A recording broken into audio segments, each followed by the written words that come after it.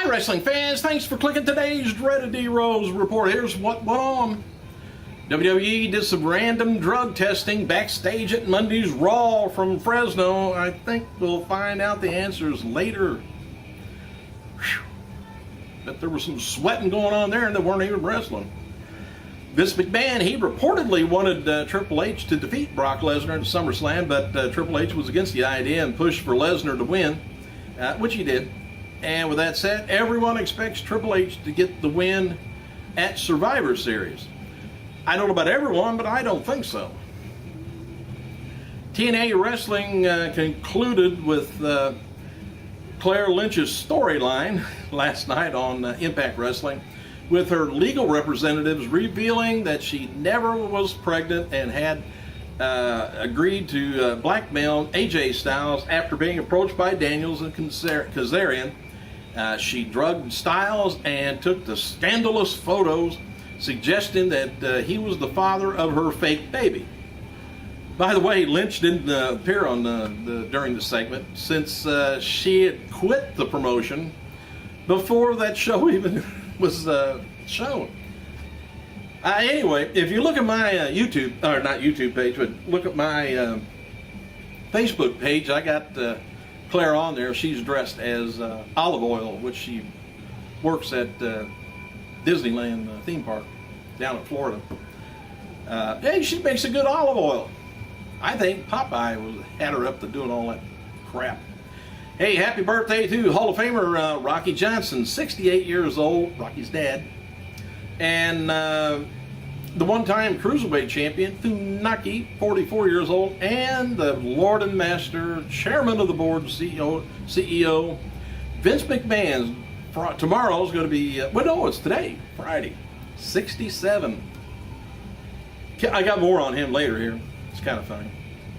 Kelly stated on Twitter that she shot photos for an upcoming calendar all day Thursday. I may have to look into that. And WWE is going to be holding SmackDown taping Tuesday, October 30th. Well, that Halloween, maybe. At the Crown Center, Fayetteville, North Carolina. WWE Superstars advertising to appear is going to be the usual suspects. Caitlyn, by the way, is featured on today's Superstar Spotlight on .com. And Mercedes KV says, anyway, she's a 20-year-old New England-based women's wrestler who recently signed WWE developmental contract. She's the first cousin of rapper Snoop Lion, which, if you didn't know, Snoop Dogg changed his name to Lion. Anyway, WWE, they were talking about, will Vince, ever retire? Well, he says this is not a job. I said he told the Bloomberg people last year regarding retirement. He says, I love what I do. He hopes that people there will tell him when he's slipping, and it would only be then that I would decide to go to the beach somewhere and sit back and discover that they're right. He says, I am senile. Other than that, he said, I tend to be an, as they say, die in the chair. And that's the way I would like to go, in the WWE chair. So anyway, former WWE superstar Brutus the Barber Beefcake, he's coming out of the closet somewhere. He's going to be at the World Wrestling, it says October 6th. Sardinia, Ohio, it looks like, at the Chad Heckler Building Gymnasium. I don't know where that's at.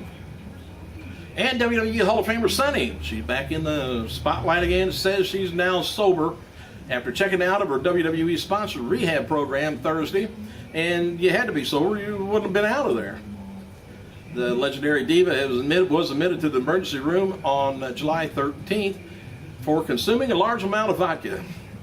And her boyfriend, independent wrestler Damon Darling, insisted that she seek professional help. Could they just take the bottle away from her? Been done with it. Anyway, she wrote on Facebook, she says, free at last, thank God Almighty, free and sober at last. Don't worry, I haven't turned born Christian. Former WWE Diva announcer Laura Mayhew was asking fans on Twitter campaign. She got started earlier in the year to get her back into the company. Said this week fan wrote how they missed seeing her, and WWE once again brought up starting a Twitter campaign. Who added that she missed her WWE family, has been doing modeling, singing, and acting since leaving WWE late in 2009. And apparently those other jobs that she had, maybe the check bounced, and now she needs some money. Sure, that's what it is. Anyway, it's interesting to note that Ryback is currently on the 25 match-winning streak when it comes to WWE TV pay-per-view matches of 2012. On a related note, World Champion Sheamus is currently on 14 winning matches on TV and pay-per-view for 2012. Besides that, nobody else has a streak that comes close. I thought old Brodus Clay was going to, but I think he lost a Big Show once. And the rest of it's all disqualifications.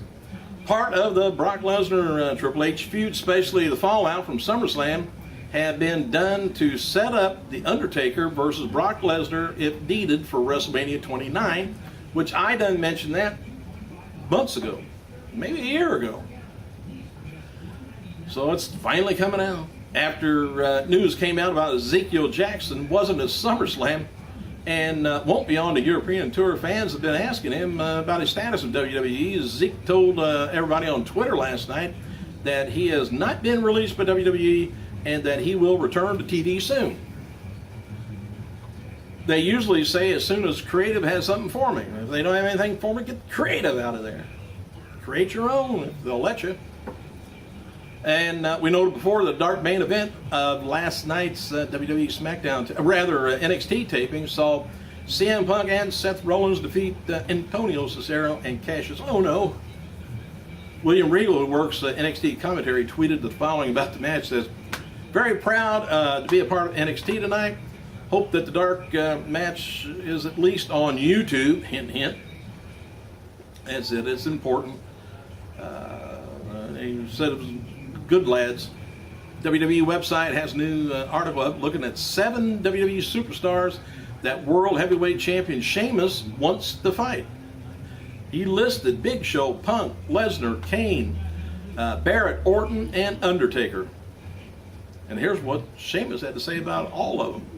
Undertaker, he said, I've achieved pretty much everything the WWE champion has, the Royal Rumble winner and so on. He said, I really like to take out the streak. Orton, he says, well, maybe me and Orton are no strangers to each other, but he'd like to do that. Anyway, he goes on telling about the different people he'd like to beat up. Kane, he says, I've faced off with Kane before. He's another larger-than-life, superstar. He said, I'd like to take on Punk. He said, I think a match with CM Punk would be great. Talking about dream matches, I think the champion against the World Heavyweight Champion is a match that people would like to see. I would too.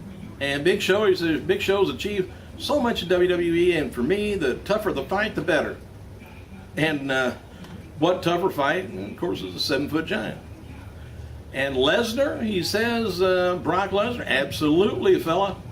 Said he's a fellow ginger with an aggressive streak in him. And you talk about aggressiveness, I am. But I think Lesnar would definitely be one of the toughest opponents I'd faced in my life. I wouldn't mind seeing that myself. That's about all I got for today. I gotta go.